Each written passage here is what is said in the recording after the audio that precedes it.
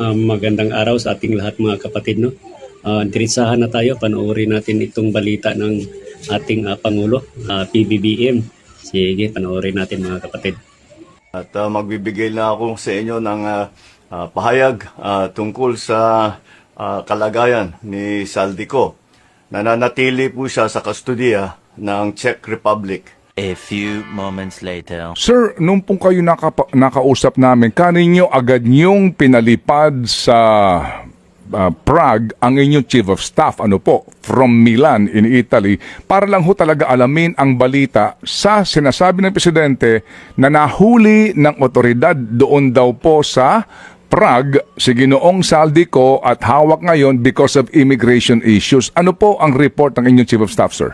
Putok yung balita na nahuli nga ay inutusan natin na lumipad na sa Prague to see to it the condition of Saldico and to give some assistance kung mapipwede.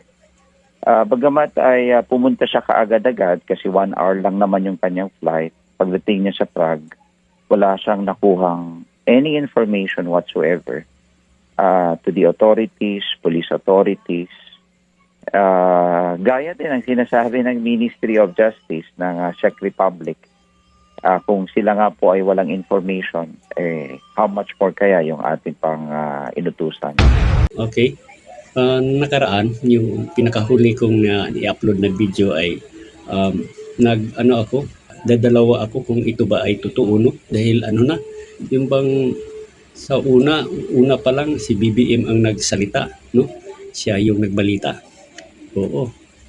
Ngayon, nahuli nga doon sa Czech Republic, no, sa pagpasok na illegal entry, no? Oo.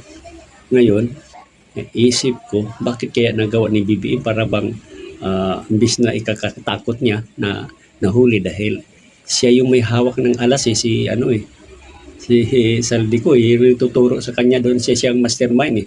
Oo, sila dalawa ni Martin. So para bang, bakit nga si BBM? Dapat itago, no? So ngayon, nag-isip ako, naman, lahat na yung mga trending, so yung mga mainstream media, parang joke box yan, no? Oo, hindi tutugtog yan pag walang hulog, no? Oo.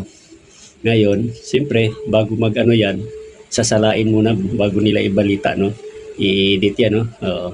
Kung ano yung gusto yung, sino yung magpapabalita, itong gagawin nyo, yun ang gagawin nila, no? Dahil yan eh, siyempre, doon nabubuhay yung mga, maraming papasahuran yan sa mainstream media, no? Maraming tao dyan, no? Oo, mahal yan. Million ang dyan, balita dyan. Diba? Ngayon, nag-react kaagad si, pumasok na naman to si, Anti-Claire, na nahuli daw sa Saldico sa Czech Republic.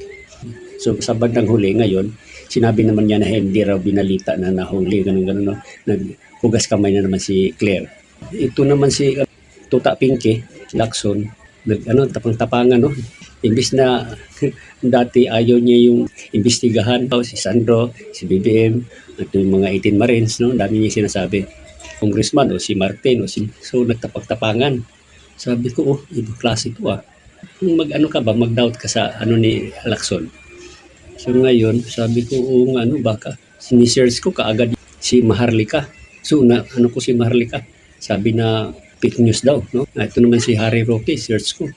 Ng presidente pa ang nagpapakalat ng fake news. Matakin niyo po, si Junior pa ang nagkalat ng balita na naaresto raw si Saldico sa Prague. Bakit ko naman sinasabing fake news yan? Di simple, tinawagan ko yung immigration police sa Prague at tinanong ko kung nandun ba ang Elizalde ko. Sumagot sila, wala. Kaya kumpirmado po, hindi naaresto si Saldico sa Prague. Nangyari na naman ngayon, nagdrama-drama naman itong gusto naman daw umalis si itong si Martin, no? Magpapagamot daw. Oo, ayaw daw pumayag ni Boying. Sabi ni Boying, di raw siya papayag, no? Oo, galing nila magdrama-drama, no? Oo, din may balita pa na pumayag na daw si BBM, no? Hindi daw haharangan daw papuntang Singapore. Ngayon, mag-isip tayo na ba itong talagang katotohanan dito, no? Maaring, kung halimbawa, palagay na lang natin, granted na huli. So, di niya dadalhin dito sa Pilipinas yan. Kung nahuli man si Saldi roon sa Czech Republic, ay bakit Pagdala pa siya ng tao, may imbahada naman tayo roon, no? Oo. Eh, doon siya magtanong para na papuntahin niya yung mga tao niya roon na mayroon man tayong imbahada doon. Na baka pagpunta roon, ayusin yon, no?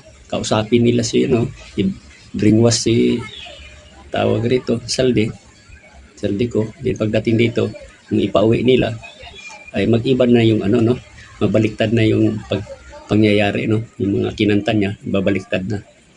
Pwede rin na pag-uwi niya, may matarmak na rin, no?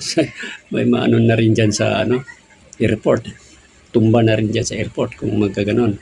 So nasa isip ko, pwede rin punta roon na gagawa sila ng paraan na hindi nila pauwiin rito, no? So nag-isip ka ngayon, ano ba yung totoo talaga rito?